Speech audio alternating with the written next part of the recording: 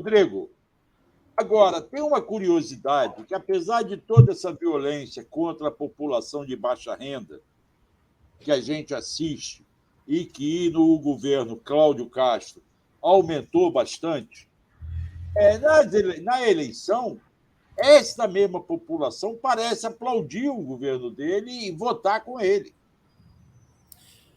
Infelizmente, é uma realidade no Rio de Janeiro, que eu fui candidato a deputado estadual e minha pauta única é debate de direitos humanos, né? Fiquei na terceira suplência do PP, na quinta suplência da federação, né? Tive 13.123 votos, com um debate exclusivo, debate de direitos humanos. Então, eu ia para os lugares, ia para território de favela, fazer esse debate, dialogar com a população nesse sentido.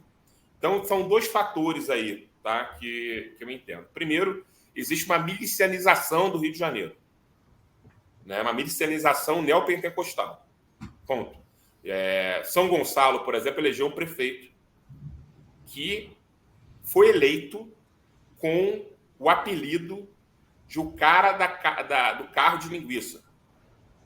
Carro de linguiça era como era chamado, carro da linguiça era como era chamado um carro de grupo de extermínio, que passava no lugar matando os outros. Ele se vangloria de participar de grupo de extermínio, chama Capitão Nelson.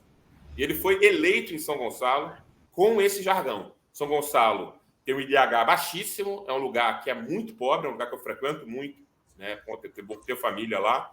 É um lugar que tem um IDH baixíssimo, né? E a maioria da população, muito por conta da questão religiosa, vota na extrema-direita, né? Então, os fatores que fizeram o Cláudio Castro ter a votação que teve foi, primeiro, a corrupção absurda que houve durante a campanha.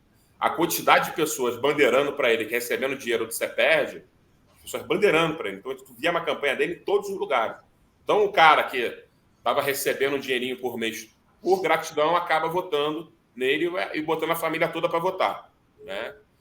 Então, o primeiro fator é o dinheiro da SEDAI desviado para poder bancar uma campanha megalomaníaca que teve do Cláudio Castro. Que gerou essa ação que está tentando anular essa chapa dele, caçar a chapa dele. Exatamente. A segunda questão é por conta do dinheiro da SEDAI, ele teve muita ingerência nas prefeituras. Então, ele entrou muito nas prefeituras. A terceira questão, né, as chacinas. O Cláudio Castro, né, ele tinha 14% de menções positivas no ano passado, antes da chacina do Jacarezinho. E passa a ter 44% de menções positivas nas redes sociais após a chacina do Jacarezinho. A gente sabe que tem robô, etc. e tal, nas redes sociais, mas grande parte da população respalda a violência policial.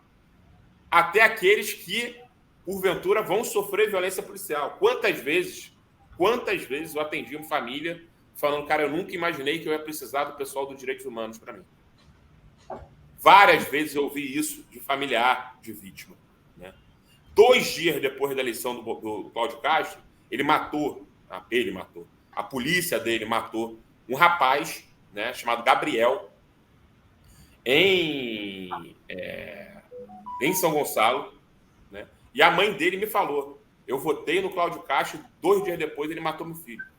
Eu ouvi da mãe dele. Ela deu uma entrevista com o SBT, do meu lado, ela falou exatamente, saiu da boca dela, uma mãe de vítima. Então, as pessoas só sentem e acreditam quando é muito próximo delas a questão da violência. E a quarta é que, ao meu ver, né, uma das minhas maiores referências na luta por direitos humanos, o cara que me introduziu nessa luta, que é o Marcelo Freixo, não fez o debate quanto deveria sobre o tema aqui no Rio de Janeiro.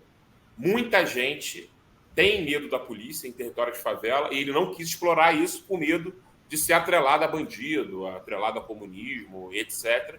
Fez um discurso mais conservador, tentando buscar um voto mais conservador, e não teve êxito, ao invés de tentar politizar mais a campanha e tentar agregar esse voto de pessoas de território de favela, porque muita gente que mora em favela não gosta do esculacho da polícia. Né? E a polícia, às vezes, invade igreja, invade pessoas que não tem nada a ver com tráfico, não tem nada a ver com baile, não tem nada a ver com nada.